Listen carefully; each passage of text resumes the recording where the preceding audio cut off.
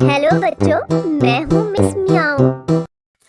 तोता बोले मीठा मीठा, हर दिन खाए सेब पपीता।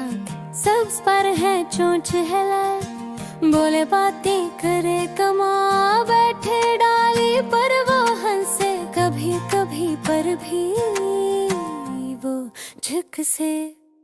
अम्मी कहती बुल के दिखा, तोता कहे प्यार से पुकारा। रंग बिरंगी बोली इसकी, जैसे घंटी मधुर सी। बच्चों का वो प्यारा दोस्त, घर में ला दे खुशबू और जोश। अम्मी कहती बोल के दिखा, तोता कहे प्यार से पुकारा। अम्मी कहती बोल के दिखा, तोता कहे प्यार से पुकारा।